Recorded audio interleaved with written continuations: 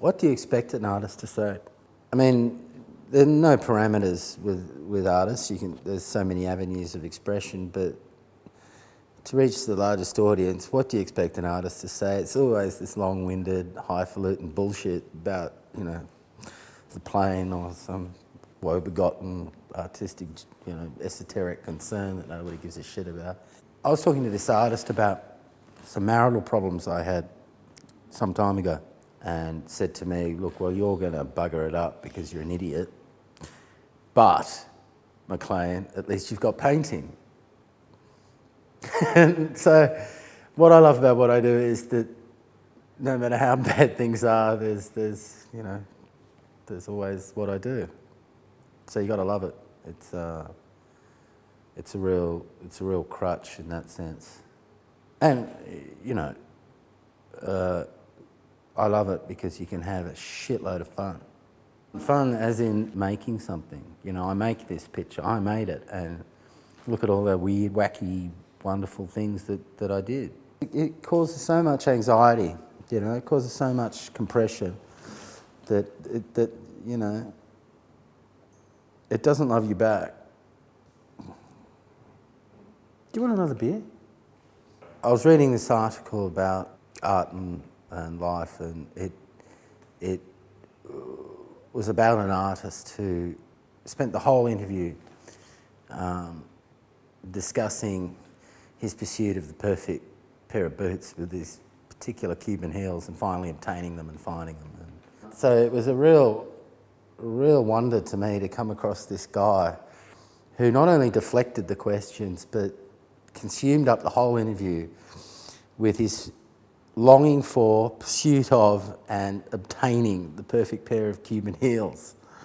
And that in and of itself told me more about the artist than perhaps, you know, a couple of plates of his work, really. Because, and what that informed me was a sensibility, you know. So that's the life art thing. I mean, so many people want to distinguish between life and art. It's pathetic. They should know better. There's got to be a lucid explanation for your work, but it's best not to employ it, really, isn't it? It's best to... I mean, it's good to have a lucid explanation of what you're doing, but it's preferable not to use it at all costs, really, isn't it? Do these characters that populate my paintings, do they come up because I've got a series of moves sort of programmed into my wrist? Or is there some deeper meaning? And I'd like to think that there is some kind of, not art as therapy, but some kind of cathartic.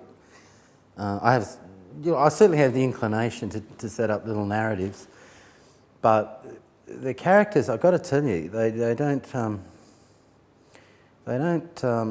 send me a letter and tell me they're going to be in a painting. That's for sure. They just pop up, but they certainly are a bunch of strangers to me, or at best they're probably an amalgam of a whole bunch of people. I actually instinctively develop a painting, and it's quite a surprise to me that this same girl pops up, or the same guy pops up, or there's certainly a kind of dance between characters. Yeah, but that's something that is. It's always fun to pick up a brush in my studio because you never know who's coming for dinner. But generally speaking, when I have a show, whether it's interstate or elsewhere, wherever it is, I think, like most artists, I'm pretty nervous about the prospect, and I think if you approach an exhibition with anything other than anxiety, you probably shouldn't be an artist, I think.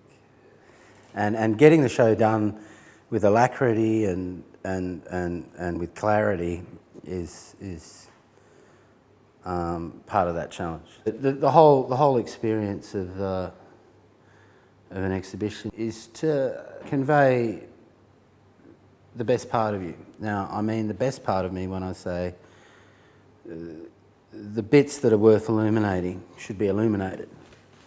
And if that requires some pretty savage editing, so be it, because not everything's interesting. And everything's available for discussion in my work. There is a little bit of what the hell. What the hell? Vulnerability is a beautiful thing in a work of art.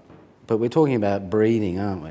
We're talking about an artwork actually breathing and being alive and not just a construction of some preordained, predestined moves, which I think you'd agree is predominant in our visual culture. Embrace the awkwardness, I think. It's a funny thing. We're human, we're awkward, and a painting should reflect that, in my view. Truly, I think that the personal has to inform a work, and so much art doesn't because it's so slick that it actually transcends the art boundaries, and it is actually part of the fashion world. A couple of artists that I won't name have said to me, you know, I had a few good years there, and then they've gone back to advertising. And good for them. You know, they did identify a sort of shallow hole in the art world, but it's not the core of things, and it shouldn't be the motivation, but a lot of artists have taken that Warholian concept and run with it, that, you know, life is celebrity and a life in art is about celebrity and money, and more often than not that's the case. So they trip themselves up at some point, eventually. But, you know, it's a con job to assume that you can survive by cherry picking alone and putting it into your own little cocktail shaker, but it certainly helps. I was at the Wallara Hotel and I was with a journalist friend of mine, and we were having a beer and another journalist. They were just exchanging professional courtesies, and I was introduced, and then my mate sort of, he took off. At that stage I was about to leave, and a very well-to-do couple came up and greeted this well-known journalist who's a stranger to me.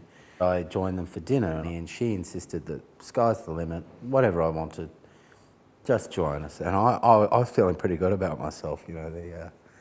I realised I had to sing for my supper a bit, so I did.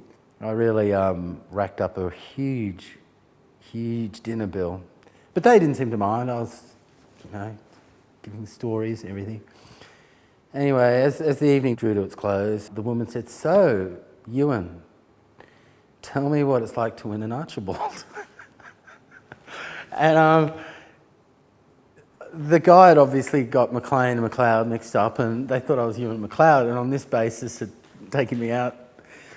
Anyway, I sort of told them, I said, "Look, you know, I'm terribly sorry, there's been a misunderstanding," and it was all very embarrassing, and I left.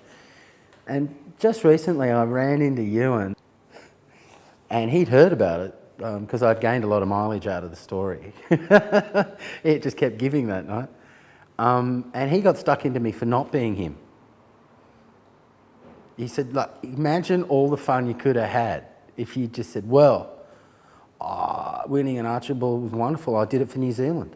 And I kind of like that attitude from you. That's just really human and lovely, and not at all what most artists behave like. So I could have fucked him up.